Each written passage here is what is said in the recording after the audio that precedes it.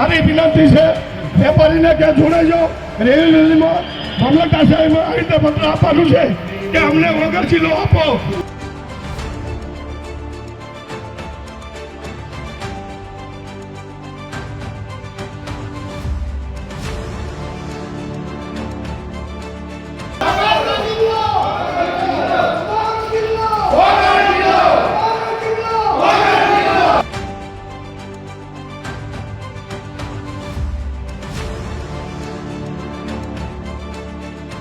Bharatiya Janata party સરકારે આપણે થરાદ જિલ્લો જાહેર કર્યો છે.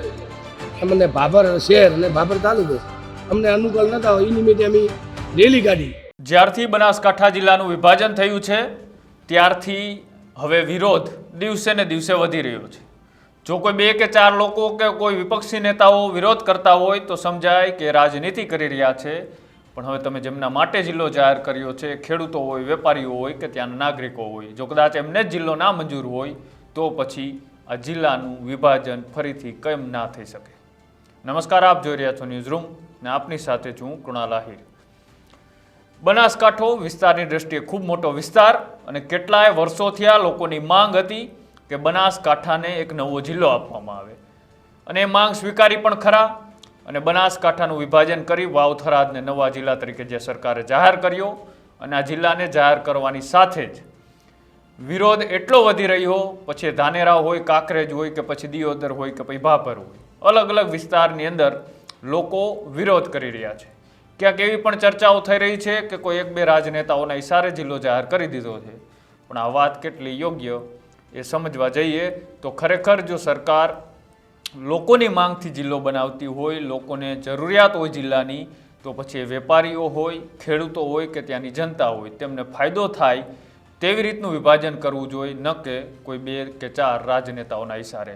અને જો આ વિરોધ માત્ર વિપક્ષ કરતું હોય તો પણ આપને સમજાય કે આ માત્ર રાજનીતિ કરવા માટે આ વિરોધ કરી રહ્યું છે. પણ વિરોધ હવે માત્ર વિપક્ષ નથી કરી રહ્યું. આ વિરોધમાં ભારતીય જનતા પાર્ટીના નેતાઓ અને સાથે સાથે ખેડૂત આગેવાનો, વેપારીઓ અને ત્યાંના લોકો પણ જોડાયા છે. એટલે સ્વાભાવિક છે કે ત્યાંના લોકોમાં વિરોધ એ હકીકત છે કે આ જે જિલ્લો બનાવવામાં આવ્યો છે વાવ થરાદ એ ત્યાંના લોકોને મંજૂર નથી. એટલા માટે સરકારે પાછી પાની પણ કરી હતી અને સરકારે ફેર વિચારણાની તૈયારીઓ પણ દર્શાવી હતી.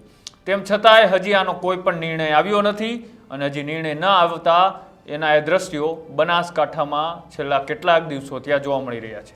આમ તો આ જિલ્લો જાહેર થયો તેને 1 મહિના જેટલો સમય થઈ ચૂક્યો છે.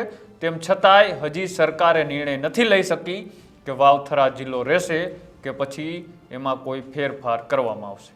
હજી લોકો વિરોધમાં જોડાતા જ જાય છે. ક્યારેક પછી ધાનેરા હોય તો પછી ક્યારેક કાંકરેજ હોય. હવે એવી જ રીતના ભાભરના લોકોએ વિરોધ કર્યો ને વિરોધ સાથે આવેદનપત્ર પણ આપ્યું કે અમે કોઈ પણ સંજોગોમાં વાવ થરાદ જિલ્લાને અપનાવવા માટે તૈયાર નથી. એવી જ રીતના ગેનીબેન ઠાકોરે પણ નિવેદન આપ્યું કે 1-2 રાજનેતાઓના ઇશારે જો જિલ્લો બને છે તો એ જિલ્લો ક્યારેય એની જનતા સ્વીકારશે નહીં. ખરેખરમાં હવે લોકો આંદોલનના મૂળમાં પણ જોવા મળી રહ્યા છે અને રાજનીતિ ગરમી પણ પકડી ચૂકી છે અને માત્ર વિપક્ષ પણ હવે ભારતીય જનતા પાર્ટીના નેતાઓ પણ આ વિરોધમાં જોવા મળી રહ્યા છે. તેને લઈને આજે ભાભરની અંદર એક રેલીનું આયોજન કરવામાં આવ્યું હતું અને આ રેલી મારફતે કલેક્ટર કચેરી ખાતે એક આવેદનપત્ર પણ આપવામાં આવ્યું અને આવેદનપત્ર આપતી વખતે લોકોએ તેમની વેદના પણ સંભળાવી અને લોકોના જે પ્રશ્નો હતા એ પ્રશ્નો પણ સરકાર સુધી પહોંચાડવાનો તેમણે પ્રયાસ કર્યો છે. તો શું કહ્યું અને શું હતું સમગ્ર ઘટના અને ત્યાંના ચિત્રો અને દ્રશ્યો તમે પણ એકવાર જુઓ કે આ લોકોની જે માંગ છે એ માંગ કેટલી યોગ્ય છે અને જો કદાચ યોગ્ય છે તો સરકાર આની ઉપર નિર્ણય ક્યારે લેશે. ભારતીય જનતા પાર્ટી સરકારે આપણે થરાદ જિલ્લો જાહેર કર્યો છે. અમને ભાભર શહેર અને ભાભર તાલુકો અમને અનુકૂળ નતા હોય એ નિમિત્તે અમે રેલી કાઢી.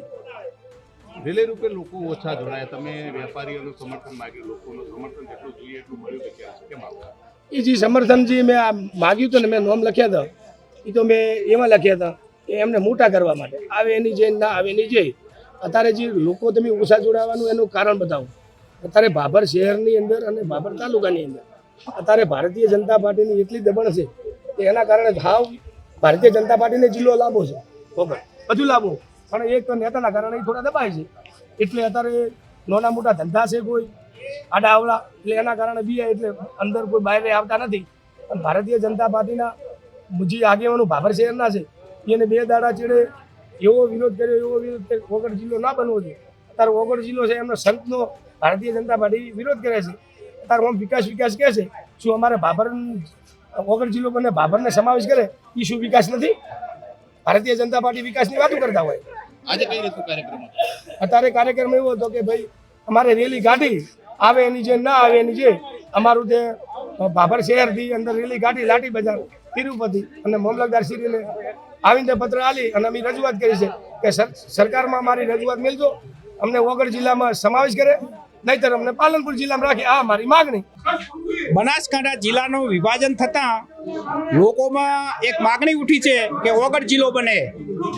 તો ગુજરાતમાં 33 જિલ્લા છે અને બનાસકાંઠા જિલ્લો સૌથી મોટો જિલ્લો હતો. એટલે જે તે વખતે ગુજરાતના મુખ્યમંત્રી હતા નરેન્દ્રભાઈ મોદી સાહેબ, અને તેઓ વગર ધામે આવેલા ને બાપજીને અને લોકોને કીધેલું કે આ વિસ્તારમાં એક દિવસ આ વગર જિલ્લો બનશે એવી તેમણે વચન આપેલું.